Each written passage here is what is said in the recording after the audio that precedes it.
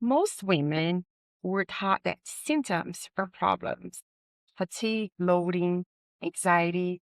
So we try to shut them down very fast. But what if they're actually messages? Because we already feel like this a lot of times. Like right now, I have butterfly in my stomach, and I'll tell you why in a second.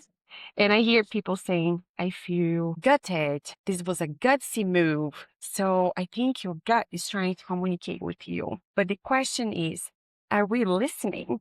So I'm here with Dr. Giulia Enders. She's a New York Times bestselling author of Gut. She is launching her book, which I'm very excited, Organ Speak. And she has been featured on a documentary on Netflix called Hack the Health, The Secrets of Your Gut. So I'm so excited to have you here. I've been following your work for so long, and here you are. And I have butterflies on my stomach. So thank you for being here. Hello. Hi. So, Dr. Julia, in your book, Organ Speak, you reframe symptoms as communication instead of dysfunction. What is the biggest misunderstanding that people have about their own bodies? I think oftentimes we feel like our body is some way stupid or incapable when it is sick. And while it is not, inaccurate that being sick is sometimes a mistake or something troubling going wrong. Like if you have a disease, that's not a wonderful thing, and I would never say that. Or it's not only to have some little chat with you, it is a misfunction and it's not feeling good. But there's also a lot of intelligence in the things happening there. And if you just take, for example, a common cold, then you will realize that many people will think actually a bug or a microbe is doing the symptoms. It's doing the sore throat or the runny nose, and it's like torturing them with this. But what's actually happening is that this is an effect of the immune system trying to get rid of something where it thinks it's not a good match, Like let's say a bug in your throat is a virus, and the immune system goes there and like figures out which cells are infected, and then gets them away and protects the other cells around to not also be infected. And these little wounds of like cells being taken away, these cause a sore throat, or the nerves around them being more sensitive suddenly because of the immune system telling them to be more sensitive causes a sore throat. And a runny nose is basically your immune system watering the nasal ways so that it's diluted everything that's there. If there's a microbe or a virus, it's supposed to be flushed out with the runny nose. And so while it's not a good feeling, it's actually a signal that they're all there. They're all trying to do their best to really help you get rid of something that's not good for you.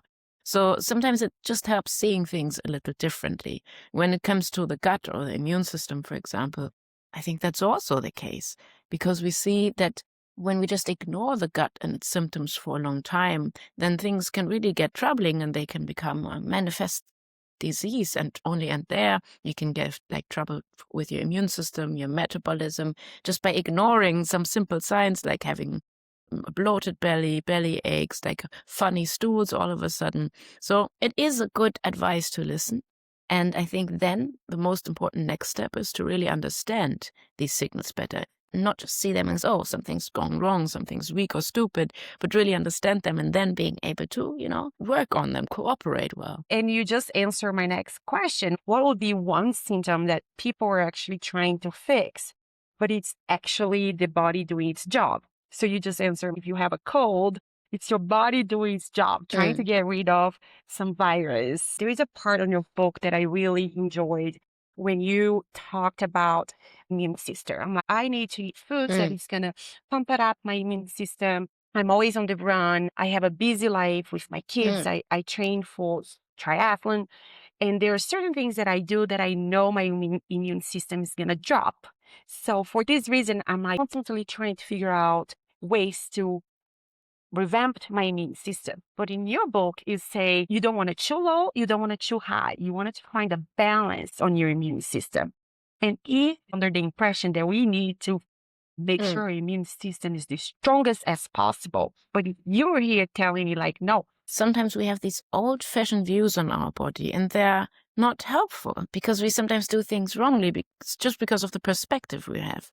And with the immune system, what we can see is that you can almost imagine it like security guards around you, and would you want them to be all vamped up and aggressive? I don't think you would, because, they would get in a few unnecessary fights maybe. And it's the same with the immune system. If we have it too stimulated, if we have it too powerful, then it might, use all this luxury resources that it has now and tip off a little unnecessary inflammation or even an allergy or even in severe cases an autoimmune disease. So you really want it to be flexible, being able to jump on a job, but also really being able to calm down fast and quickly if it realizes it's not absolutely necessary here. And so what that entails is that you not only look out for things to give to the immune system, like all these supplements, all kinds of foods, or even stimulants, but you also just look out that there's some influences that calm it down and that keep it in check. And for example, sleep is a very underestimated thing for the immune system, because that's when you have undisturbed, really deep, calm sleep,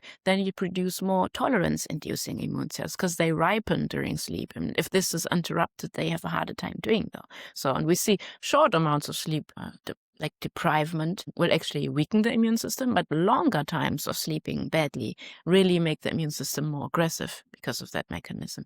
And then also things like having a good time, coming down when you eat, really relaxing, enjoying things from time to time, having a workout, but not too stressful. So it's actually just like vitalizing on the body and not draining it. Like these things are very simple things we kind of have heard of, but we should take them equally as important as hand sanitizer or all these supplements now we're looking out for, because they are. Sometimes they're even more important. Or in the wintertime, just ventilating your room a little bit more often.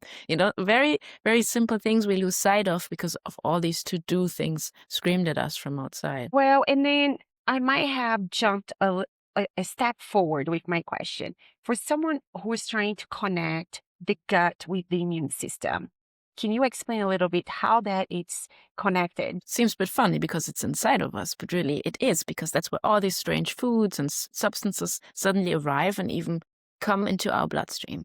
And so it makes a lot of sense that many of our immune cells are residing in the walls of our gut, the walls of our stomach, and even it starts in the mouth already when you have the tonsils. That's a lot of immune tissue. And then it just multiplies from there. And the immune cells will really check out how everything's going with digestion, but with also all these funny particles being delivered there, and also with all these microbes, your microbiome, bacteria and all kinds of microbes sitting in your gut and helping you digest most of the time. And with that being said, there's usually a great atmosphere of tolerance because they notice all these strange substances. Every day we eat something funky, strange, and interesting. But then, they also sometimes realize when something's going wrong, and they can induce all these food particles and things being delivered there. And they can build up a great tolerance towards all these strange things coming in, but they can also things. And so they will be a bit alarmed. And from there, things can come that are not as strong as a disease, like a huge inflammation, you have to take antibiotics, but things that are so-called subclinical inflammation. So you would then, for example, just be a bit more tired in the afternoon or feel a bit more irritated emotionally, like things where the immune cells do send off signals that tell the body and the brain that something's a bit off, but it's not as severe as a full-on inflammation infection. In fact, we see this kind of subclinical inflammation a lot with patients with IBS, irritated bowel syndrome. So when you say subclinical inflammations, let me just give you scenarios of someone who is just constantly just eating processed food, very minimal vegetables and fruit. I think it is when multiple problems really come together and people are really disturbed by them in their everyday life.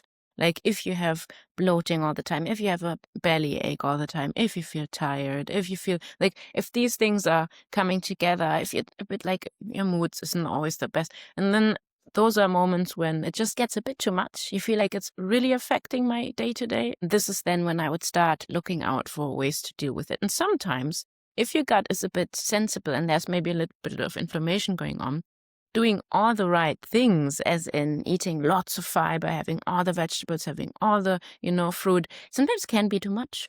Because it can be a bit overwhelming, all this fiber, and even cereal is sometimes very hard on the gut if you have too much of it, just rubbing on the surface. So sometimes for these people, it can be better to do a slow reset, start with very easy foods, and then slowly build on that. You mentioned bloating, and there are other symptoms, right? That the gut can be send message to our bodies. When do I know this is just a message? Let the body do its work. Oh, If it doesn't make you, if it makes you even avoid some activities because you feel like I can't go out to dinner with my friends. It'll be horrible, or I have maybe even have to run to the bathroom, or I'm so bloated and it's so much pain I can't work out. Like if it's really affecting the choices that you can make, then I would definitely go somewhere and see someone, and or just sometimes experiment first with very few simple tricks you can do to your gut health, and then see if it gets better through that. we're in a culture that everything is medication. And I have two little kids that every time I take them to the doctor for a new infection, they give us antibiotics. That can be so damage for your gut. Someone told me that in Japan, Mm, if there's a prescription of antibiotic, the doctors actually tell you to eat more fermented mm, food, yogurt, so you don't damage mm, your gut. Can you talk to us a little bit more about anti, antibiotics and damage to your mm. gut? When they're being used unnecessarily quickly or for infections that don't even require antibiotics. And with a common cold, that is most of the time the case because they're usually caused by viruses and not bacteria, and antibiotics don't even affect viruses. We are getting sometimes a bit scared, or doctors just want to do it so the patient doesn't return if it doesn't get better. Or so, sometimes it's a bit of an like quick and easy fix, and it should be used less. Looking at the data, we see that it really could also be used less often. And it is understandable that we are so, easy with them because we haven't known about the side effects for long. We always thought, well, you just give them and that gets better and that's a great thing. But now suddenly we see all these side effects because we know more about the microbiome. We see that there's some bacteria species that maybe were passed on from our grandparents to our parents to us. And suddenly we're having antibiotics and we're just, ripping them out of our system because they are being affected by that and they're gone afterwards. And we didn't even know how many diseases are also affected by this. We know now that the microbiome influences a vast range of diseases, from mental health things to like neurodegenerative diseases like Parkinson, dementia, depression, anxiety, metabolic diseases, the weight you carry on your body, lung health even. So it's not that the gut is the single cause for all of these diseases. Absolutely not. Don't get me wrong. But it really plays a role in so many metabolic processes because these bacteria sit around all day and just produce tiny molecules. So if you think medication is important, it sure is. But all these little substances they produce are equally substances you take up in your bloodstream like you would with medications. And over the course of days, years, decades maybe even, they will influence your health. And just wiping them out with an antibiotic is not necessarily the horrible part, but what is left after is the problem. Because we see that there's way less diversity, suddenly way less bacteria that could produce vitamins out of food or some protective molecules or energy molecules even for our gut. And this is now where it becomes a bit tricky because you can't get all of them back usually. And especially children and elderly people have a very hard time returning to a healthy microbiome compared to like adults with a more stable system. They more often don't return to the microbiome they had before the antibiotic. So in that cases, it can help with some symptoms to take a probiotic, but that also doesn't get you your microbes back that you had before. So it's really something to be careful about. It's not Tic Tacs. It's not something you should take lightly. But if you have a very severe infections, it's absolutely still the way to go. And then you can see how you can, help your microbiome afterwards. For some people, if they have diarrhea during the course of antibiotics, it makes sense to take a probiotic then already. And for other people, it might make more sense to eat very healthy and prebiotics, so with lots of like fruit and vegetables after, because that helps good microbes to come back. Because, oftentimes they simply just sit on fruit and vegetables. It's small and invisibly, and then from there can enter our gut. So help me to understand this better. If I know my gut has been damaged because I was on antibiotics my half of my life, is there anything that I can possibly do to make my gut stronger? And I think one of the great researchers in this area, for example, is Tim Spector, who put up this rule that it shows really great results if you try to aim for 30 different kinds of vegetables and fruits a week. And that sounds in the first moment like a large number, but if you have small things like one apple, a few olives, some salad, there's maybe tomato and corn in it, you're already at 5, and that just described a morning snack and a salad. So it is a little bit easier, and you don't have to go to 30 all week, but trying for variety. Because if you eat lots of different things, then your microbes will be fed by many different substances, and that means many different microbes can actually feed on that. And so variety can be restored. And for some people, I really would advise them to go slow with this advice and to really just start with eating things you like. I don't like people being told what to eat or do, and then they stuff their faces with it and are like, ugh, kale, I hate it, but I'll just do it. So I always say, just ask yourself, which fruit or vegetable do I already like? Start there. And then it's usually easier to also expand. Like just have those you like a little bit more often. And then maybe every week try one thing that's new and just see how you like it or how you can make it taste good. And this is something where I would start, and it's really nice to see results there. And then another thing is to cool down your starches. Cook like noodles or rice or potatoes, and you have them cool down after you've cooked them. Then the starch in them crystallizes. And that makes it a bit harder to be broken up and digested right away in the small intestine. So they get all the way to the large intestine. That's good for the blood sugar because it doesn't rise so quickly. And it's also good for the microbes because they will have some more snacks when it arrives at the large intestine. So that's, I think, an easy trick where the taste of your food doesn't change and you can even reheat it. All you need to do is have it cool down once after cooking. Gosh, I did not know that. So thank you for sharing. Just as observation. So Mm, my grandma used to mm. tell us, eat in colors, eat rainbow colors. So, and it never made sense to me. She wasn't go to college. She wasn't like highly educated, but she would always tell us, eat in colors, eat your rainbow colors. So here we are, eat your 30 vegetables and fruits a week for a happy gut. Now, I'm going to go back to where I started because I told you 5 minutes before I was working on our podcast, and I truly had butterfly in my stomach. And what is that feeling? Why is it connected to the gut? So it can react to signals from the brain very sensitively. If we're stressed or we have a certain emotion, it can react towards that because it has the nerve cells and the receptors to really be, affected by it. And you see this in some, like in phenomenons, like when you're very nervous, people can throw up or they can have even nervous diarrhea because their gut is good willingly getting rid of food, to have energy left for problem solving. But also sometimes it's just a very close connection. There's a nerve that connects the gut to the brain, the vagus nerve, the vagal nerve, some people say, and it delivers a lot of information from the gut to the brain, actually, and not necessarily the other way around. When it comes to phenomenon like, as you said, butterflies in the stomach, one thing I read about this was that it can also be a sensation caused by the blood vessels in your gut tightening a little bit because stress hormones make them. And this can have like a funny, could be an aspect of this feeling. And it's a good thing because the gut is really good willingly saving energy by, not having so much blood flow, not having so much going on. But when you have it for a long time, and then I would say you a little bit abuse the goodwill of the gut. If you have over weeks lots of stress and horrible things going on and you always have to look out for them, then it has too little blood flow and it can cause all these problems. So it can really go both ways. Amazing explanation. I love how it might be connected with the blood Yeah. cells in your gut just do a little squish and then creates that effect. Fascinating. One common thing is that it is good to understand our insides, to really also, sit down with them once in a while, not necessarily all the time, but really figure them out, what they need, what is bothering them, because it's not only an outside world we live. We, can't only also decorate our living rooms, but really also our insides and the organs and how we cooperate and deal with them. So it is a sign of a little bit of a disconnect and a good time to do some chit chat with your gut.